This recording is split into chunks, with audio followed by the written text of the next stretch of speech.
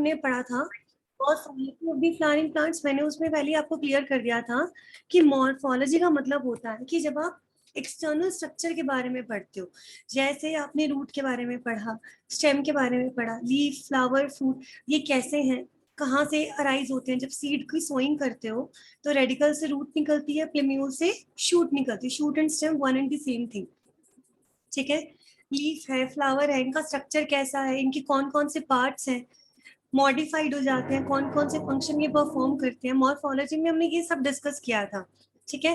Flower में थोड़ा सा टेक्निकल डिस्क्रिप्शन हमने पढ़ा था। 3 families, Fabaceae, Solanaceae and Liliaceae. इन 3 फैमिली का Fabaceae, Solanaceae and Liliaceae, 3 families का हमने फ्लोरल फॉर्मूला एंड डायग्राम भी देखा था। उसको लर्न करने का, डायग्राम को पहचानने का इजिएस्ट वे है कि फेबिएसी में ओवरी में एक पार्ट दिखाई देता है, एक लोक्यूल, सोलेनेसी में 2, लिलिएसी में 3। आपके सामने जब भी फ्लोरल डायग्राम आएगा, आप सेंट्रल पार्ट देखना, गाइनोशियम कैसा है। अगर गाइनोशियम में ऐसा दिखाई दे रहा है सिंगल, तो वो फेबिएसी फैमिली का ही डायग्राम है। अगर उस डायग्राम में इस तरह से 2 चैम्बर्स डिवाइड किए दिखाई दे रहे हैं, एक ये, तो वो सोलेनेसी का है। अगर उसमें 3 दिखाई दे रहे हैं इस तरीके से, 1, 2 एंड 3, तो वो लिलिएसी का है। तो ये इजिएस्ट वे था डायग्राम को आइडेंटिफाई करने का। अभी हम क्या पढ़ने जा रहे हैं कि अनॉटमी कैसी है। अनॉटमी का मतलब होता है बेटा इंटरनल स्ट्रक्चर। अभी हमने उस लगा लो एक प्लांट को एक्सटर्नल तौर पे पढ़ा है, बाहर से पढ़ा है, अब हम उसका इंटरनल स्ट्रक्चर पढ़ने जा रहे हैं। सपोज किसी का डाइसेक्शन कर रहे हो किसी प्लांट का, तो अब आपको उसको इंटरनली जानना है कि उसके अंदर कौन कौन से टिश्यूज हैं, कौन कौन सी सेल्स हैं, टिश्यू सिस्टम कैसा है, अंदर से वो कैसे काम करता है। रूट है तो रूट में कौन से टिश्यूज हैं, स्टेम है तो स्टेम में अंदर टिश्यूज कैसे हैं, लीफ में कैसे हैं, राइट। तो हम उसका इंटरनल स्ट्रक्चर पढ़ने जा रहे हैं, this is the anatomy. External structure पढ़ा था, दैट वाज द मॉर्फोलॉजी, ठीक है। तो बेसिक क्लासिफिकेशन पढ़ेंगे सबसे पहले हम। Basic type of the tissues, एक पौधे के अंदर टिश्यूज के बेसिक टाइप कौन से हैं, उसका एक ब्रीफ क्लासिफिकेशन जब हम करते हैं, तो this is done in 1 second. Brief classification can be explained with the help of this table. देखो टिश्यू क्या होता है, आपने सिंपल ऑर्गेनाइजेशन आपने समझा हुआ है, मैंने आपको शुरू के लेक्चर्स में भी बताया था कि जितने भी सारे ऑर्गेनिजम्स हैं, they all are made up of the cells. एक कीड़ी है या एक मच्छर है, इवन एक एलिफेंट है, सबकी बेसिक स्ट्रक्चरल फंक्शनल यूनिट क्या है, सेल। बहुत सारी सेल एग्रीगेट होकर क्या बनाती हैं, टिश्यूज। ऐसी सेल्स जो दिखने में लगभग एक जैसी हैं, जिनका फंक्शन लगभग एक जैसा है, स्ट्रक्चर भी काफी सिमिलर है, उनका ग्रुप जो होता है वो क्या कहलाता है, टिश्यूज। सिमिलर टिश्यूज का ग्रुप क्या कहलाता है, ऑर्गन। बहुत सारे ऑर्गन मिलकर क्या बनाते हैं, organ system. And many organ system make one organism, ठीक है। तो ये लेवल ऑफ ऑर्गेनाइजेशन है। ऑर्गेनिज्म में अब लगा लो प्लांट भी आ सकते हैं और हम एनिमल्स भी आ सकते हैं। तो हम अगर हमारी बॉडी देखें तो हमें बहुत सारे ऑर्गन सिस्टम है, वो ऑर्गन से मिलकर बने हैं। ऑर्गन्स टिश्यूज से बने हैं, टिश्यूज सेल से बनी है, ठीक है। तो आगे ये लो लेवल ऑफ ऑर्गेनाइजेशन है। हाई लेवल में क्या होता है, ऑर्गेनिजम्स मिलकर कम्युनिटी बनाते हैं, इकोसिस्टम बनाते हैं, वो हम 12th में करेंगे, ठीक है। तो ये क्या है, बेसिक ऑर्गेनाइजेशन है लाइफ का, कि लाइफ कैसे बनती है। अब प्लांट्स में 2 तरह के टिश्यूज पाए जाते हैं, meristematic tissues and permanent tissues. देखो इसी टेबल में डेफिनेशन समझते जाओ, बहुत चीजें क्लियर हो जाएंगी। मेरिस्टेमेटिक मैंने पहले बताया हुआ है, ये वो टिश्यूज होते हैं जिनमें सेल्स जो है वो कॉन्टिन्यूसली डिवाइड करती हैं, रुकती नहीं है, ठीक है।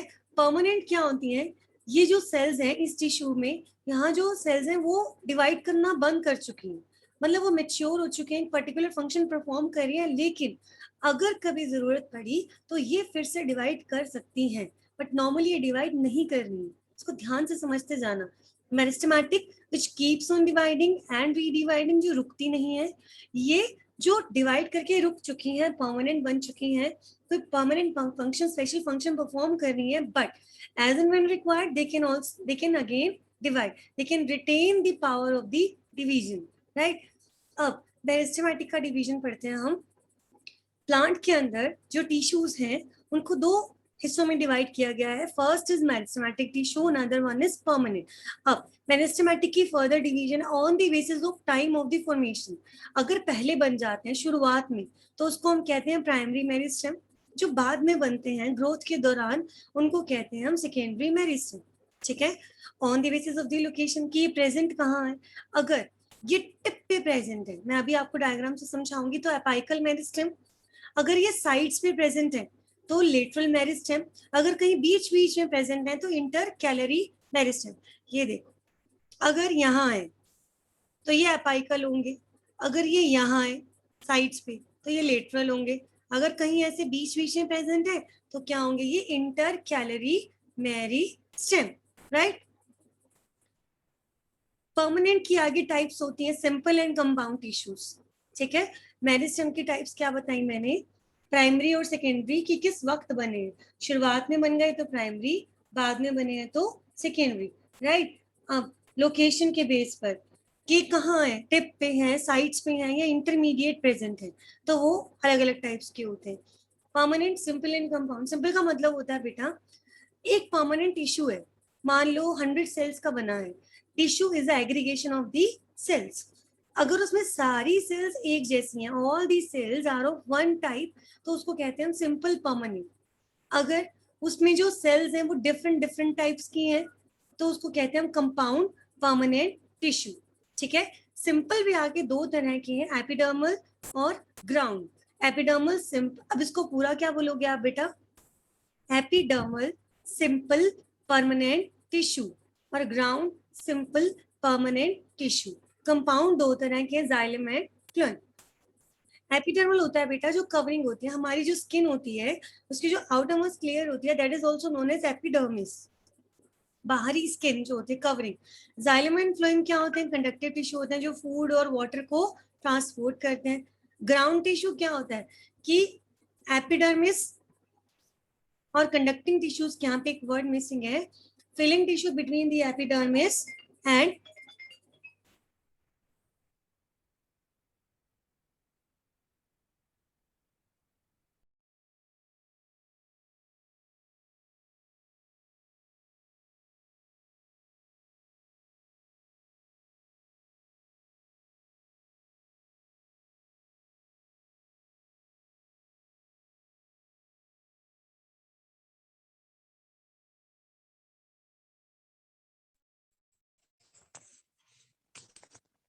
Ninto भी coño Ricardo.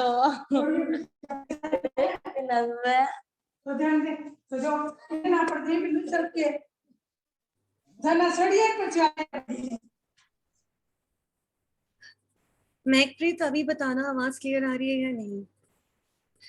मेरिस्टेमेटिक टिश्यूज वो है which keeps on dividing and redividing. ठीक है. मतलब इस टिश्यू के अंदर जितनी भी सेल्स हैं वो कॉन्टिन्यूसली डिवाइड करती हैं. प्राइमरी मेरिस्टेम, सेकेंडरी मेरिस्टेम, अलग अलग टाइप्स के हैं, एपाइकल, लेटरल एंड इंटरकैलरी. अलग अलग बेसिस पे इनका अलग अलग डिवीजन किया गया है. Permanent, simple and compound. अगर एक टिश्यू में सारी सेल्स एक जैसी हैं और जो डिवाइड कर नहीं रही हैं वो परमानेंट है तो वो सिंपल है. अगर उसमें डिफरेंट डिफरेंट टाइप्स की सेल है तो वो क्या होगा, कंपाउंड. सिंपल आगे एपिडर्मल, ग्राउंड. कंपाउंड के टाइप है जाइलम एंड फ्लोएम. ठीक है. क्योंकि ये पहला लेक्चर है इस चैप्टर का, it's going to be very slow. हम थोड़ा सा धीरे चलेंगे इसमें, क्योंकि जब भी आप एक नया चैप्टर शुरू करते हो उसका बेस तैयार करना जरूरी है. एक बार वो क्लियर हो जाएगा फिर हम स्पीड ले सकते हैं. ये बेसिक क्लासिफिकेशन है, वेरी वेरी इंपॉर्टेंट, क्योंकि इसको पढ़ने के बाद काफी पिक्चर आपको क्लियर हो जाएगी. एपिडर्मल क्या होते हैं बेटा, मान लो स्टेम है, स्टेम की जो बाहरी कवरिंग होगी, एक्सटर्नल जो लेयर होगी वो एपिडर्मल टिश्यूज की बनी होगी. जो पौधे भी अपना खाना बनाते हैं ग्लूकोज की फॉर्म में, ट्रांसपोर्ट करते हैं सुक्रोज की फॉर्म में, तो वो फूड ट्रांसपोर्ट कैसे होता है, फ्लोएम के थ्रू. ठीक है. और जो वाटर है वो ट्रांसपोर्ट कैसे होता है, जाइलम के थ्रू, तो वो कंडक्टिंग टिश्यू है. ग्राउंड टिश्यू क्या होता है, बीच में जो मटेरियल भरा हुआ है, फिलिंग टिश्यू जिसको बोलते हैं, ग्राउंड मटेरियल कहते हैं फिलिंग टिश्यूज. ठीक है. वो सारे क्या है, ग्राउंड, पेरेन्काइमा, कोलेनकाइमा, स्क्लेरेन्काइमा. तो ये हम एक एक टिश्यू को सारा डिटेल में पढ़ेंगे. आपको पता होगा जो प्लांट्स हैं उनका फूड वाटर ट्रांसपोर्ट कैसे होगा. ये देखो, मान लो ये प्लांट है, ये लीफ है, इसके ऊपर sorry for the bad drawing, तो प्लीज इसको ऐसे ही अज्यूम कर लेना। ये रूट्स है, नीचे वाटर है, जमीन में आप देखो पौधे को कितना मर्जी धो लो, लेकिन उसको ग्रोथ के लिए पानी कहाँ देना पड़ता है? जमीन में देना पड़ता है, उसकी जड़ों को पानी देना पड़ता है। ये वाटर अपटेक होएगी नीचे से ऊपर की तरफ, उसके हर पोर्शन में पानी जाना चाहिए। वो वाटर कौन लेके जाएगा? जाइलम। ठीक है, पौधे की जो ग्रीन स्ट्रक्चर होते हैं, मेनली जो लीफ है, वो फोटोसिंथेसिस करके क्या बनाएंगे? फूड। ये फूड पौधे के हर पोर्शन को जाना चाहिए, ऊपर से नीचे, दाएं बाएं, हर जगह। ये फूड कौन लेके जाता है? फ्लोएम। तो फ्लोएम और जाइलम क्या कर रहे हैं? वाटर को एक जगह से दूसरी जगह लेकर जा रहे हैं, फूड को एक जगह से दूसरी जगह पर लेकर जा रहे हैं, एक पार्ट से दूसरे पार्ट में लेकर जा रहे हैं। तो these are the conducting tissues. ठीक है, फॉर एग्जाम्पल स्टेम का एक एग्जाम्पल मान के चलो, स्टेम का जो बाहरी हिस्सा होगा वो एपिडर्मल होगा। एपिडर्मल के अंदर की तरफ ग्राउंड टिश्यूज भरे होंगे, सेंटर में कंडक्टिंग टिश्यूज चल रहे होंगे, जाइलम एंड फ्लोएम। मींस इस तरीके से ये देखो, मान लो ये स्टेम है, ये बाहर बाहर क्या है? एपिडर्मल टिश्यू, सेंटर में है xylem and phloem.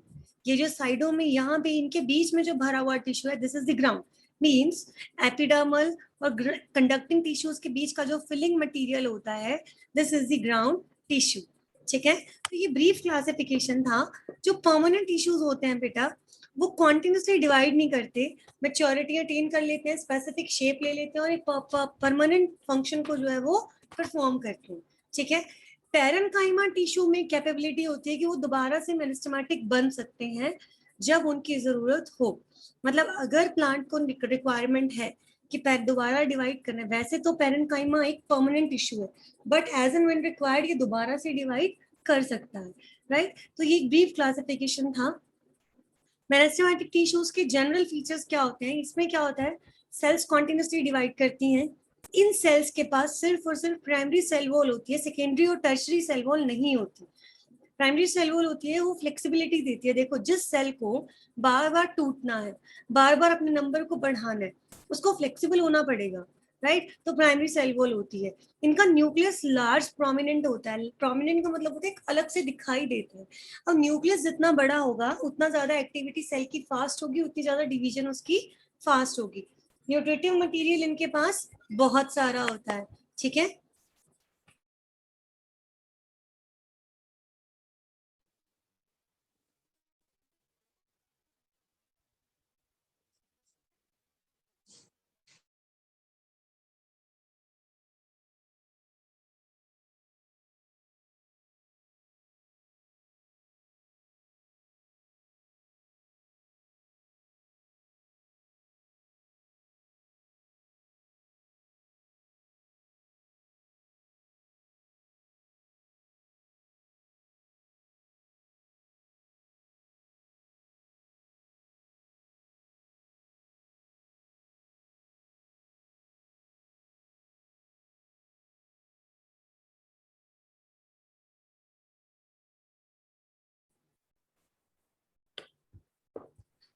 Meristematic tissues मतलब आप ये मान के चलो, एक टिश्यू है जिसकी सेल्स कॉन्टिन्यूसली डिवाइड करती हैं।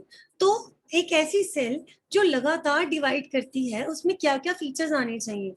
Sorry to interrupt you, but जो अभी जो नया पैटर्न है जिसमें टर्म वाइज एग्जाम होंगे हाफ हाफ, उनमें ये देख लेना, 12th वाले में तो मल्टीपल चॉइस आएंगे और 99% तुम्हारे में भी मल्टीपल चॉइस रहेगा। कंफर्म होते ही मैं मैसेज डाल दूंगी। तो इसीलिए मैं बोल रही हूँ थोड़ा डीप स्टडी करना, अच्छे से करना, क्योंकि मल्टीपल चॉइस के लिए आपको गहराई से पढ़ा होना बहुत जरूरी है। कोई भी सेल कब डिवाइड अच्छे से करेगी? जब उसका न्यूक्लियस बड़ा होगा, प्रोमिनेंट होगा, सफिशिएंट न्यूट्रिटिव मटेरियल होना चाहिए। क्योंकि देखो, एक सेल है जिसको बार बार डिवाइड होना है, 1 से 2, 2 से 4, फिर 4 से 8, इस तरह से उसको कंटिन्यूसली अपना नंबर बढ़ाना है, तो वो अपना न्यूट्रिटिव मटेरियल भी सबको देगी। तो इसलिए उसके पास सफिशिएंट न्यूट्रिटिव मटेरियल होना चाहिए। वैक्यूल्स जनरली एब्सेंट होते हैं। देखो, प्लांट का कैरेक्टरिस्टिक फीचर है ये, एनिमल्स की सेल में तो वैक्यूल होती ही नहीं है। नेक्स्ट यूनिट में मैं आपको सारी सेल डिटेल में पढ़ाऊंगी, बट ये बड़ी बेसिक चीजें हैं जो आप 9th-10th में पढ़ चुके हो।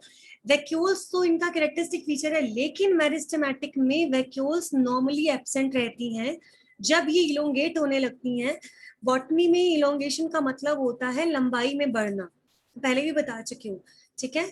तो तब वैक्यूल अपीयर हो जाती है, ठीक है। साइटोस्केलेटन एब्सेंट होता है। साइटोस्केलेटन क्या होते हैं? वो एक्टिन, मायोसिन, फिलामेंट, ट्यूबुलेंस, ये सब जो उसका फ्रेमवर्क मेंटेन करते हैं। लेकिन इनको फ्रेमवर्क मेंटेन करने की जरूरत ही नहीं है, क्योंकि ये तो बार बार डिवाइड कर रही है, तो इनके पास साइटोस्केलेटन नहीं होता। इन द प्रीवियस एग्जाम्स ऐसे क्वेश्चंस पूछे जा चुके हैं कि 4 फीचर्स लिखे हुए हैं मेरिस्टेमेटिक के, आपको फाइंड आउट करना है कि कौन सा उसका फीचर नहीं है। तो ये पता होने चाहिए आपको, कैसा न्यूक्लियस होना चाहिए। वैक्यूल्स नॉर्मल, यहाँ हम धोखा खा जाते हैं, वैक्यूल्स नॉर्मली एब्सेंट। हम सोचते हैं कि प्लांट की सेल है तो वैक्यूल कैसे एब्सेंट हो सकती है, but yes, in the meristematic tissues इनकी सेल्स में वैक्यूल जनरली एब्सेंट रहती है। चलो हम एग्जाम्पल करके देखते हैं। रूट टिप हम प्रीवियस चैप्टर में पढ़ चुके हैं। रूट की टिप होती है, आपने मान लो एक सीड को जमीन में बोया, उसकी रेडिकल से रूट निकलने लग गई। जमीन रूट क्या करती है बेटा? नीचे की ओर फैलती है। जमीन में गहरी होती जाएगी ना, रूट को तो नीचे की ओर बहना है, बढ़ना है, sorry, according to the gravity. Geotropism show करती है, ग्रेविटी के साथ साथ नीचे की ओर बढ़ती है। ये रूट टिप है। इसके ऊपर ये पर्पल कलर की जो दिखाई दे रही है, this is the root cap. ये रूट कैप जो होती है बेटा, ये बहुत वियर एंड टियर बर्दाश्त करती है, क्योंकि देखो रूट को जमीन में नीचे नीचे जाना है। रूट कैप ही है जो जमीन को खोदती हुई नीचे निकलती है, तो ये बहुत बार वियर टियर होती रहती है, तो इसको बार बार नया बनाना पड़ता है। मैंने आपको पहले ही बताया था, रूट टिप के अंदर मेरिस्टेमेटिक सेल्स प्रेजेंट होती हैं, ठीक है। इस मेरिस्टेमेटिक सेल में आप सेंटर में देख रहे हो कुछ ग्रीन कलर की सेल्स दिखाई, ये कलर ऐसा नहीं होगा, ये सिर्फ डिफरेंशिएशन के लिए मैंने डायग्राम बनाया है। ये जो ग्रीन कलर की सेल्स है ना, इसको कहते हैं क्विसेंट जोन। यहाँ पे जो सेल्स होती हैं, दे आर टेम्पोरेरीली इनएक्टिव, मतलब ये वो जोन है जहाँ पे नॉन डिवाइडिंग सेल्स हैं, बट अगर जरूरत पड़ी तो ये फिर से डिवाइड कर सकती हैं। और इसके इर्द गिर्द सारी क्या है? Meristematic cells. Meristematic cells which produces the root cap, they are known as the calyptrogen. very very important, ये बहुत इंपॉर्टेंट क्वेश्चन है। मैं अगर कभी भी एमसीक्यूज का पेपर बनाती हूँ, मेरा ये क्वेश्चन रहता ही रहता है कि कैलिप्ट्रोजन क्या है। मैक्सिमम बच्चों को नहीं पता होता। रूट कैप को बॉटनी में कैलिप्ट्रा कहा जाता है, ठीक है, और इसको बनाने वाली सेल्स को क्या कहोगे? कैलिप्ट्रोजन। सिंपल सी है कि रूट टिप है, रूट टिप में सारी मेरिस्टेमेटिक सेल है, क्योंकि देखो रूट की लंबाई यहीं से बढ़ेगी। These cells keeps on dividing and redividing, और जो रूट है वो नीचे की ओर बढ़ती जाएगी। जितना बड़ा वृक्ष होगा, जितने साल पुराना होगा, उसकी जड़ें उतनी गहरी होंगी, क्योंकि वो जमीन में उतना नीचे जा चुका है। क्यों गया? क्योंकि उसकी रूट टिप नीचे की ओर बढ़ रही है। सारी मेरिस्टेमेटिक सेल्स होती हैं, बट इन द मिडल एक क्वेसेंट जोन होता है। क्वेसेंट जोन का मतलब होता है साइलेंट जोन, जहाँ पे नॉन डिवाइडिंग सेल्स होती हैं, बट वो परमानेंट नहीं है, वो कभी भी चाहे तो वो डिवाइड कर सकती हैं। अब यहाँ की सेल्स, ये सेल्स जो रूट, क्योंकि रूट टिप, रूट कैप बार बार टूटती फूटती रहती है, क्योंकि रूट, लेकिन उसका बनना भी बहुत जरूरी है, प्रोटेक्शन देती है, तो बार बार इसको नया बनाना पड़ता है। इसको बनाने वाली जो मेरिस्टेमेटिक सेल्स होती हैं, उनको एक स्पेशल नाम देते हैं कैलिप्ट्रोजन। आप ये लगा लो बेटा, ये रूट कैप है ना, तो इधर इधर वाली ये वाली जो सेल्स हैं, these are the calyptrogen. Calyptra क्या होती है? रूट कैप होती है, ठीक है। शूट टिप, तो अब आपने देखा कि रूट टिप में सिर्फ एक ही टाइप की मेरिस्टेमेटिक सेल्स आपने देख ली। मेरिस्टेमेटिक सेल्स हैं एपाइकल मेरिस्टम, जिसको हम बोलते हैं एपाइकल, समझते हो ना, मैंने अभी बताया। मेरिस्टेमेटिक टिश्यूज को हम अलग अलग तरीके से डिवाइड करते हैं। एक डिवीजन है on the basis of the location, कि वो कहाँ प्रेजेंट है। एपाइकल मेरिस्टम जो टिप पे है, क्योंकि ये पहले बन जाती है, इसीलिए इसको क्या नाम दिया गया है? Primary meristem. अगर आपसे कोई कहे प्राइमरी मेरिस्टम में क्या आएंगे? एपाइकल और लेटरल आएंगी, सॉरी, एपाइकल और इंटरकैलरी आएंगी। सेकेंडरी में आता है आपका लेटरल मेरिस्टम, जो पहले बन गया वो प्राइमरी, जो बाद में बना वो सेकेंडरी। तो रूट टिप में जब हम देखते हैं तो सिर्फ और सिर्फ एपाइकल मेरिस्टम। शूट टिप में जब देखेंगे तो उसमें कई तरीके के मेरिस्टम देखेंगे। मान लो हमने सीड को बोया, क्लेम्यूल से क्या निकल गई? शूट निकल गई। अब शूट जो है, स्टेम जो है, वो ऊपर की तरफ ग्रो करती है, अगेंस्ट दी ग्रेविटी, वो जमीन के ऊपर ग्रो करेगी। ये शूट टिप है। ये ग्रुप ऑफ सेल्स है जो अब डिवाइड होता जा रहा है, जिन्होंने शूट टिप बना दी। यहाँ डिवीजन थोड़ी अलग है। ऐसा हो सकता है कि एक बार एक सेल डिवाइड हुई, 2 सेल्स बना दी, जिनमें से एक तो मेरिस्टेमेटिक बन गई और एक क्या बन गई? परमानेंट, मतलब इसने डिवाइड करना बंद कर दिया। ऐसा भी हो सकता है कि एक सेल डिवाइड हुई और उसने दोनों परमानेंट बना दी जो आके डिवाइड नहीं करी, तो यहाँ क्या होगा, मिक्स डिवीजन होगा, मेरिस्टेमेटिक सेल्स भी बन रही है, परमानेंट भी बन रही है। जो ब्लू कलर से दिखाई है मैंने वो मेरिस्टेमेटिक है, जो ये पर्पल सा कलर, पिंक सा कलर दिखाई दे रहा है, these are the permanent cells. तो अब क्या होगा बेटा कि कुछ मेरिस्टेमेटिक सेल्स यहाँ है, कुछ मेरिस्टेमेटिक सेल्स यहाँ पहुंच गई, कुछ यहाँ पहुंच गई, ये ना अलग हो गई क्योंकि इनके बीच में परमानेंट है। पैटर्न ऑफ डिवीजन है शूट के अंदर जो रूट से काफी अलग है। पहले ग्रुप ऑफ सेल है जो डिवाइड कर रहा है, हो सकता है डिवीजन के बाद कोई मेरिस्टेमेटिक बन जाए तो कोई परमानेंट बन जाए, राइट, अलग अलग कलर से दिखा है। तो क्या होता है कि मेरिस्टेमेटिक सेल्स एक दूसरे से दूर हो गई, बीच में परमानेंट आ गई, तो जो टिप पे थी, समझो ध्यान से, जो टिप पे मेरिस्टेमेटिक सेल्स थी उसको तो नाम दे दिया भाई ये तो है एपिकल मेरिस्टेम। जो दूर हो गई इनके बीच में आ गई परमानेंट, तो ये कहीं परमानेंट है कहीं मेरिस्टेमेटिक है, ये कहीं बीच में आ रही है, तो इसको नाम दे देंगे इंटरकैलरी मेरिस्टेम क्योंकि बीच बीच में है। ठीक है, शूट जब ग्रो करती गई तो यहाँ जो साइड पे मेरिस्टेम आएगा सेकेंडरी ग्रोथ करवाने के लिए, ये क्या कहलाएगा, लेटरल मेरिस्टेम। तो रूट के टिप में सिर्फ और सिर्फ अपाइकल मेरिस्टेम देखने को मिलता है, लेकिन शूट के अंदर आपको तीनों मेरिस्टेम देखने को मिलते हैं, अपाइकल, इंटरकैलरी और ये लेटरल। इंटरकैलरी से फिर लीफ निकलने लग जाएंगे, लीफ प्राइमोर्डिया निकलने लग जाएगा। ठीक है, apical meristem and intercalary meristem they are formed in the beginning itself, early stage में बन जाते हैं प्लांट की, that is why they are known as the primary.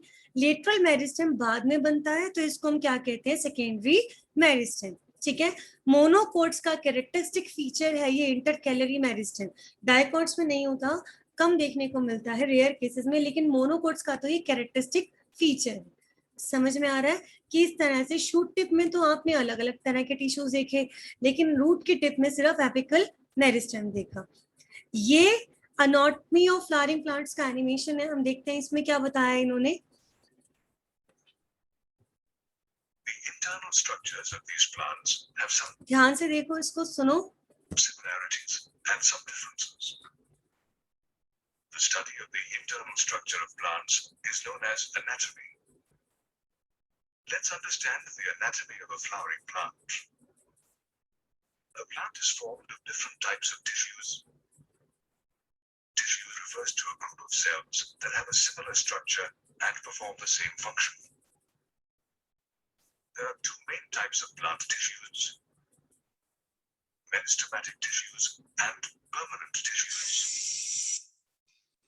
Meristematic tissues undergo active cell division, while the permanent tissues do not undergo any division.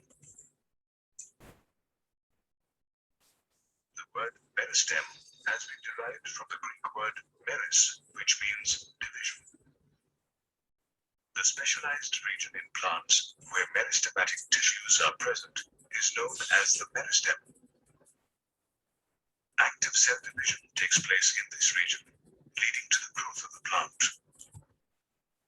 After meristematic division, the newly formed cells become structurally and functionally specialized and lose the ability to divide. These cells are also known as permanent cells or mature cells. There are two basic types of meristems: primary and secondary. Primary meristems help in the development of the primary plant body. They are present throughout the life of the plant. Primary meristem can be further divided into two types: apical meristem and intercalary meristem. Apical meristems are named depending on their location in the plant's body. The meristem found at the tips of the roots is known as root apical meristem, whereas the meristem found at the tip of the shoot is known as shoot apical meristem. During the formation of the leaves and the elongation of the stem, some cells are left behind from the shoot apical meristem. These cells form axillary buds. The axillary buds are formed at the axil of the leaf. ये वही बता रहे हैं कि कुछ meristem दूर चली जाती हैं, तो वो बीच बीच में आप ये लगा लो, पहले सारी मेरिस्टेमेटिक सेल यहाँ थी, अब कुछ यहाँ आ गई, कुछ यहाँ, कुछ यहाँ और कुछ यहाँ, जो थोड़ी थोड़ी दूरी पर हैं, इनसे, क्योंकि जहां भी मेरिस्टेम होगी बेटा, वहां से नई ग्रोथ अराइज होगी, क्योंकि वो कंटिन्यूसली डिवाइड करती है। जो बीच बीच में आ गई, इनको क्या कहते हैं, intercalary meristem. And can develop into a branch or a flower. अगर ये इंटरकैलरी ना होती ना, तो पौधा सिर्फ एक ही डायरेक्शन में ग्रो करता, लेकिन पौधा साइड्स में भी ग्रो करता है, उसकी ब्रांचेस, लीव्स निकलती रहती हैं। All these are because of the intercalary meristem. During the formation of the primary plant body, some particular regions of the apical meristem produce dermal tissues, ground tissues, and vascular tissues. Another type of primary meristem is intercalary meristem, which occurs between mature tissues. It helps in regenerating grass blades removed or eaten by grazing animals. Meristem that appears later in a plant's life is called secondary or lateral meristem. It occurs in the mature regions of the roots and shoots of many plants.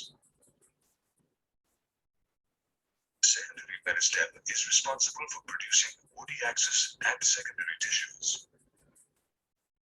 Fascicular vascular cambium, interfascicular cambium, and cork cambium. ये सब तो हम secondary growth में पढ़ेंगे, ठीक है। इतना अभी डिटेल में मैं आपको नेक्स्ट लेक्चर में कराऊंगी। अब तक के लिए आपको इतना समझना है कि जब आप एनाटॉमी पढ़ते हो, means you are going to discuss about the internal structure, morphology हम पढ़ चुके हैं, एक्सटर्नल स्ट्रक्चर हम पढ़ चुके हैं। टिश्यूज का ब्रीफ क्लासिफिकेशन जब किया जाता है तो उसको हम दो पार्ट्स में डिवाइड करते हैं, one is meristematic and another one is permanent, ठीक है। मेरिस्टेमेटिक को फिर हम आगे डिवाइड करते हैं कि on the basis of the time of the formation, कि वो कब बना है, ठीक है। कब बना है मतलब शुरुआत में, प्लांट की अर्ली लाइफ में बन गया है तो वो क्या है, प्राइमरी। लेटर स्टेजेस में बना है तो सेकेंडरी। कहाँ है, टिप पे है तो एपाइकल, साइड्स पे है तो लेटरल, बीच बीच में कहीं है तो इंटरकैलरी मेरिस्टेम, ठीक है। पौधे के आपने देखा है कहीं से भी कोई भी ब्रांच निकल रही होती है, that is all because of the intercalary. जैसे ये स्टेम है, यहाँ इंटरकैलरी मेरिस्टेम है, यहाँ है, यहाँ है, यहाँ है, तो यहाँ से ब्रांचेस निकल गई। अगर ये ना होते तो फिर पौधा सिर्फ एक ही डायरेक्शन में ग्रो करता या सिर्फ चौड़ाई में ग्रो करता, तो इंटरकैलरी उसकी ब्रांचिंग के लिए बहुत ज्यादा जरूरी है। परमानेंट आके दो तरह के, सिंपल एंड कंपाउंड। परमानेंट वो है जिनकी सेल्स ने डिवाइड करना बंद कर दिया है, but as and when required they can divide again, they can retain the power of the division, ठीक है। फिर ये सिंपल, एपिडर्मल, ग्राउंड दो तरह के हैं, कंपाउंड, जाइलम और फ्लोएम अलग दो तरह के हैं। सिंपल का मतलब होता है कि जब ग्रुप में सारी सेल्स एक जैसी हैं। कंपाउंड का मतलब होता है जब ग्रुप में सारी सेल्स अलग अलग हैं। एपिडर्मल जो आउटर लेयर बनाते हैं, जाइलम एंड फ्लोएम जो कंडक्टिंग टिश्यूज होते हैं, ग्राउंड टिश्यूज क्या होते हैं, जो एपिडर्मिस और कंडक्टिंग टिश्यूज के बीच में जो मटेरियल फिल्ड अप होता है, this is the ground tissue, ठीक है। आउटर मोस्ट फर्स्ट पार्ट क्या है, एपिडर्मिस, एपिडर्मल, बीच में ग्राउंड टिश्यू और उसके सबसे अंदर क्या है, इनर मोस्ट कंडक्टिंग टिश्यूज है। मेरिस्टेमेटिक सेल्स की जनरल फीचर्स क्या है, न्यूक्लियस प्रोमिनेंट होता है, वैक्यूल जनरली एब्सेंट होती है, they are rich in the nutritive material, secondary tertiary cell wall नहीं होती, they do have only primary cell wall जो फ्लेक्सिबल होती है। रूट टिप के अंदर सिर्फ और सिर्फ अपाइकल मेरिस्टेम होता है, यहाँ पर आपको इंटरकैलरी या लेटरल मेरिस्टेम देखने को नहीं मिलता, ठीक है। इनके बीच में क्वेसेंट जोन होता है। क्वेसेंट जोन का मतलब होता है साइलेंट जोन, जो नॉन डिवाइडिंग सेल्स होती हैं, बट अगर जरूरत पड़े तो वो डिवाइड कर सकती हैं। रूट कैप जो टिप को कवर करके रखती है, it suffer from wear and tear, बहुत ज्यादा बार टूटती और नहीं बनती है, तो ये दोबारा बनाए, इसको जो मेरिस्टेमेटिक सेल्स दोबारा बनाती है उनको कहते हैं कैलिप्ट्रोजन, क्योंकि रूट कैप को हम कहते हैं कैलिप्ट्रा, तो इसको बनाने वाली सेल्स क्या होती हैं, calyptrogen. Shoot tip group of cells होती हैं, ठीक है। अब ये जो ग्रुप ऑफ सेल्स होती हैं ये एक अलग तरीके से डिवाइड करती हैं, एक बार डिवाइड करके मेरिस्टेमेटिक भी बन सकती हैं, परमानेंट भी बन सकती हैं, मतलब एक मिक्सचर है। तो मेरिस्टेमेटिक सेल्स सारी एक जगह नहीं है, ये सेपरेट हो जाती हैं एक दूसरे से। तो जो टिप पे है वो तो एपाइकल मेरिस्टेम है, जो बीच में कहीं कहीं है वो इंटरकैलरी है, जो साइड्स पे है, जो गर्थ बढ़ाती हैं, पौधे की चौड़ाई बढ़ाती है, ये लेटरल मेरिस्टेम है, ठीक है। तो अपाइकल और इंटरकैलरी अर्ली स्टेजेस में बन जाते हैं, ये प्राइमरी है। लेटरल जो है वो लेटर स्टेजेस में बनता है, वो क्या है, secondary. This was all about the today's lecture. मैं अभी पीडीएफ शेयर करती हूँ, प्लीज इसको साथ साथ कर लेना, क्योंकि अभी आपको साथ साथ पढ़ना बहुत जरूरी है। फाइनल एग्जाम्स तो मतलब कभी भी हो सकते हैं, जो अगर नई गाइडलाइंस है उसके अकॉर्डिंग। ठीक है, तो साथ साथ अपने नोट्स प्रिपेयर करो, पढ़ते जाओ, कोई भी डाउट है उसे क्लियर करते जाओ। 50% सिलेबस का पेपर एक होगा और 50 बाकी 50% का पेपर अलग से होगा। ठीक है।